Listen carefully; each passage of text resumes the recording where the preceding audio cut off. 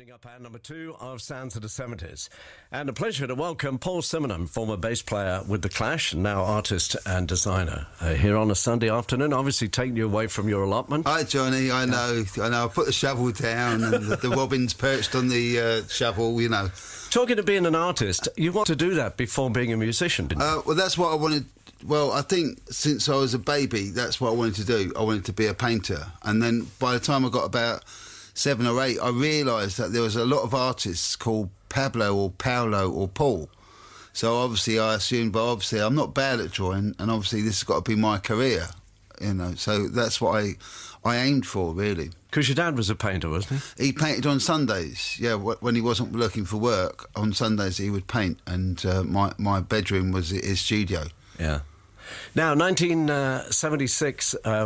kind of record companies weren't signing any new bands unless they sounded like one they'd already got.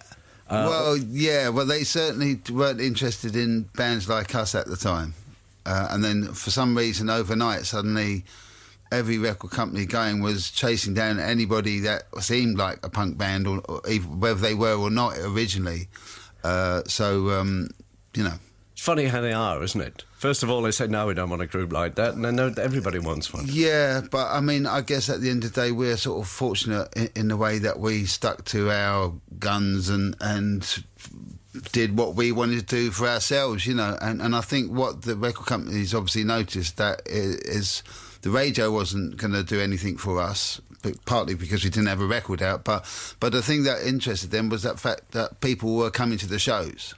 And that's, at the end of the day, is what it's all about, really. It's people being there and supporting the band by going to see the show, you know. Did you ever see The Damned play live? Yeah, I did. I saw them quite a few times. We shared the stage with them a couple of times in the past, various tours and stuff. Yeah, I bet you both trying to blow each other off, really. Well, you know, you do your best. Do you have a favourite Damned song? Well, I sort of, there's a couple, but I thought I'd choose Smash It Up. Oh, they were great days. The Damned. I thought it was going to go into another chorus then.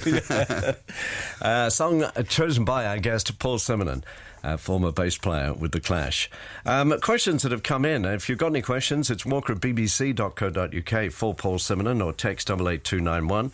Michael Clubb said, who were Paul's influences that inspired the early image, attitude and the musical style of The Clash? Well, there's a combination of 2 things, or maybe 3. I think in terms of clothing, there used to be a place called Lawrence Corner, which is not far from Camden, and they sold sort of military surplus. And so you could get a pair of trousers there, and you could sort of change them and adopt them to suit your personal taste. Or second-hand stores were quite good.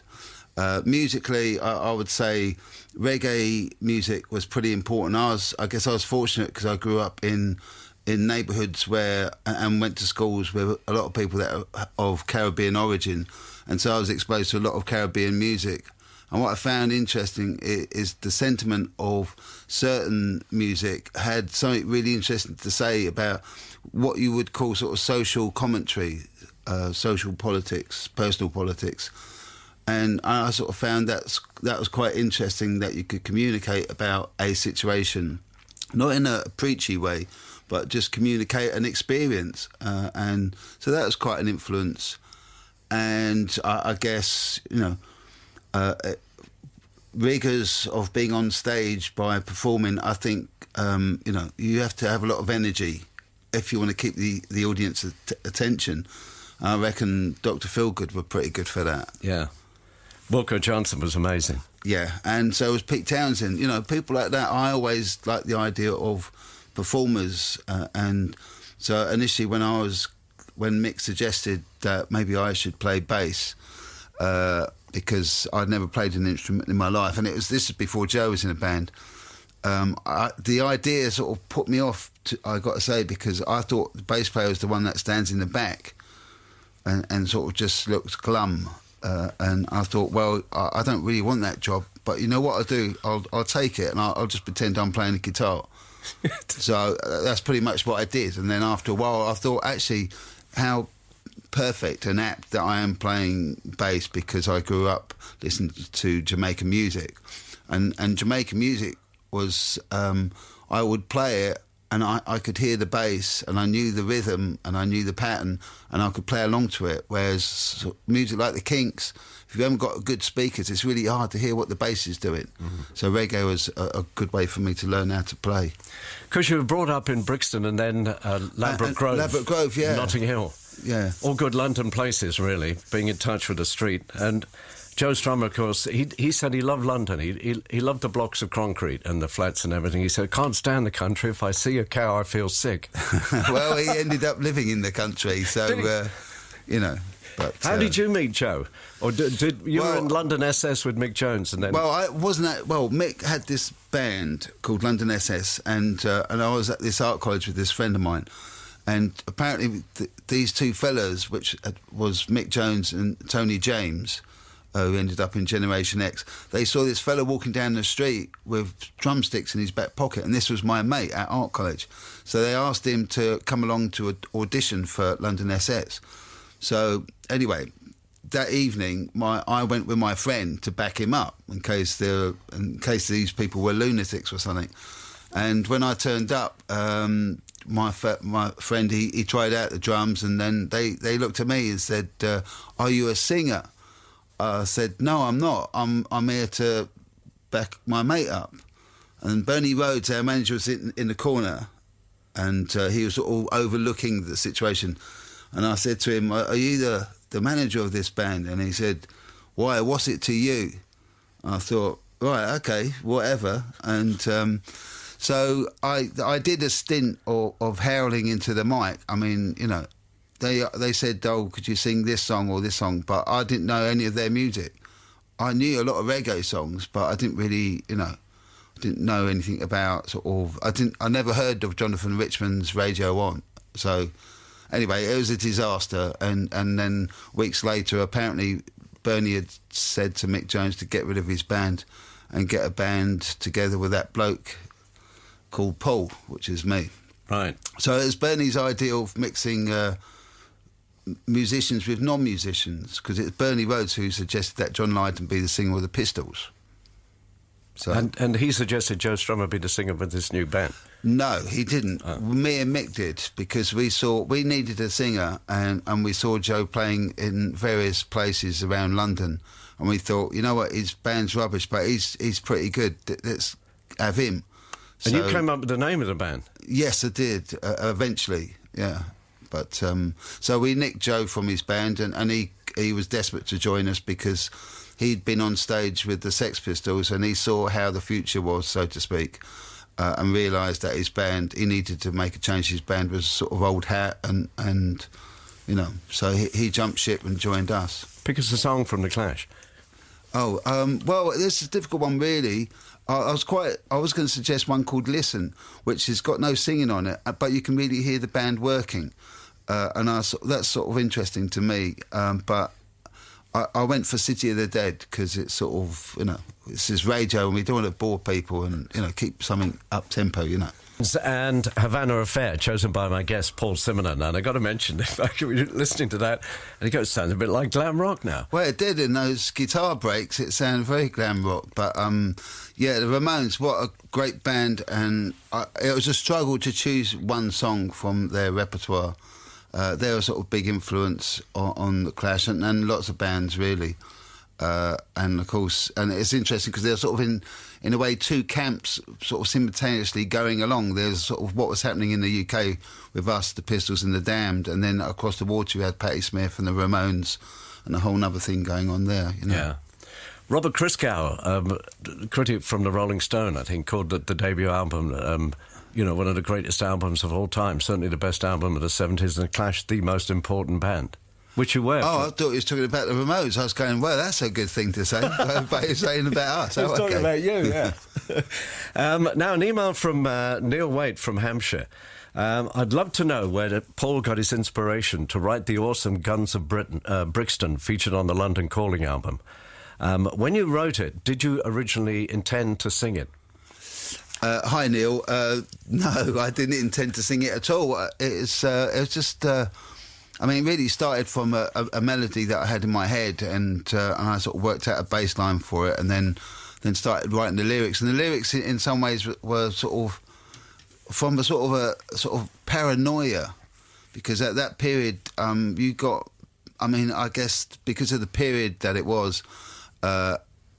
You had like the sus laws, but I mean they were more targeting the black community. But because you looked like a punk at that time, then you got a certain amount of harassment, not in the same way, but still. So it was born out of paranoia, really, that song. And there was a slight influence, obviously, from The Harder They Come, about sort of reaction to being shoved around. Neil also mentions, does Paul know that on the 1989 CD release of London Calling, the song is credited to Paul Simon and not Paul Simonon? Paul Simon's been nicking your royalties. Well, maybe I've been nicking his. I wouldn't mind. That'd be a better way round. And we got to talk about the London Calling cover. Yeah. That iconic photograph. I mean, one of the greatest rock photographs of all time, which was kind of taken by accident by Penny Smith, I think. Who was well, standing apparently in the she said it was her day off.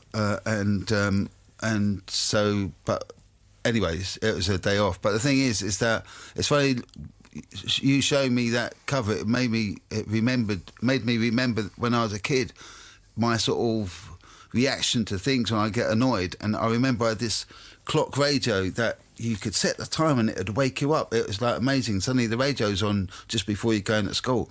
I remember my mum was having a row with me about something, and in frustration I picked this beloved clock radio and just threw it through the window, and we were on like the 3rd floor, so it went flying out the window. Well, the window wasn't even open, the window smashed as well, and that was the end of my clock radio. And I have a tendency to destroy my own things, but put it this way, I'm in control now. I can control myself now.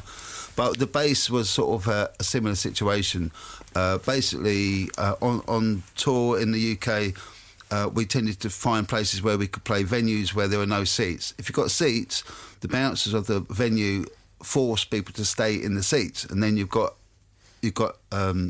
basically it causes trouble amongst the bouncers and the people that want to dance. So when we was in New York, the sound was rubbish. This is where this happened, the breaking of the bass. The sound was rubbish, and the bouncers were trying to keep everybody in their seats, and that total frustration, I just took it out on the bass guitar, really. I want to shake your hand. What, is that okay. He doesn't trust me. No, well, I thought you were going to pull me somewhere. No, it's good. It's good to meet someone else who smashes up things he loves. I worked the entire summer when I was 15 at a factory in Birmingham to save up the money to buy a tape recorder. And then some family thing happened, and there was such rage and frustration. I picked it up and same thing, chucked it out the window. Yeah, well, and, yes, okay, yeah. I know, but we learn, hopefully, just to sort of, I don't know, have a glass of water or something, walk round the block or something. Yeah. Easy to say, but when you're a teenager, it's all a bit different.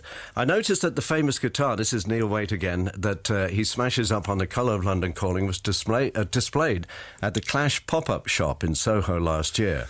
That's right. Did he know it would become such an iconic symbol of this classic album and music? And do you own the guitar still? Yes, I do own the guitar, and it's funny because after the we didn't do any after this particular show in New York. We didn't do any more songs because it was right near the end of the show, and we didn't come back for an encore because I didn't have a guitar really ready on hand. So as I was walking off, I left the debris there, but then I noticed Strummer had picked up one bit of it and he was walking off with it. I was thinking, hold on a minute, that belongs to me. And I took it back from him. I said, that's mine. And then I got the other pieces, and I've kept them, but sort of just in a box for ages. And then recently, they went to sort of some museum in America, and I thought, you know what, I'm going to bring it back. I brought it back, and I actually broke a little piece off that had flaked off, and put it in this sort of frame that was presented to some charity for them to raise money. And it was called a chip off the old block, but. Yeah, I still own it, and yeah. Do you play bass at all still? Not that one. Not that one. Yeah, I do. I play all sorts of things, harmonica, you know. Yeah. Got to mention your artistic pursuits. You recently had an exhibition at the ICA in London. That's it. Yeah. Of What No Bike, which is also yes. Also a book I can't too. spell. No. Did you actually see that jacket with What No Bike on the back? No, well, the thing is that I've seen the photograph many times before, because I know a lot of people that are from that community, and some from back in the day that were around that. And that photograph, there was a photograph of these guys in the Ace Cafe, and one of them had a jacket with What No Bike, and it seemed quite suited to the show. Mm-hmm. And also, there was two paintings that I did, one of a scooter and one of a motorcycle that weren't in the catalogue. So in a way, it's a funny sort of pun, like you open it, there's nothing about bikes in it. There's no picture of a bike. It's just a paraphernalia like crash helmets and cigarette packets, stuff like that, you know. There's a question here from Simon in South Croydon. It's nice to know the music lives on for new generations. I've managed to pass on my love of the Clash to my 15-year-old son, Hugo. His favourite song is Armageddon Time, but he always asks, why isn't it Armageddon Time? What does Armageddon mean? Well, there's obviously a mistranslation. It's a good point. I mean, I guess it was, our spelling would have been from the Jamaican Willie Williams. He did it originally, and that was his spelling. But I have seen it changed to Armageddon. Of course, Gideon Coe, who is a great broadcaster. Well, he loves it. Yeah, well, he loves the Clash. He probably thinks you wrote it for him. He's on 6 Maybe we did, and I'm not telling. Well, listen, we could talk all day, but thank you so much for coming in. Thanks, Johnny. It's nice to be here, and nice to see you again. Yeah, after all those years in San Francisco when we first met. Yeah, that was it. People said, why'd you leave Radio 1 when just punk was starting, music was getting excited? They kicked you out, didn't they? No, they didn't actually. But they wanted me not to play any more album tracks and play more Bay City Rollers. So I thought you was too ahead of them. That's the problem. Anyway, I got to play more punk on the radio in San Francisco. That's good. And then at that club where you came, that all-nighter I used to DJ. Yeah. Well, it's great to see you. Nice to see you too. And thanks, Neil, for your message. Yeah. Well, so many people have asked to pass on their best wishes to you. Okay. And just thank you for all the music. They were good times, weren't they? Yeah, and there's more times tomorrow too. Yeah, definitely. Thank you, Paul. Thanks a lot.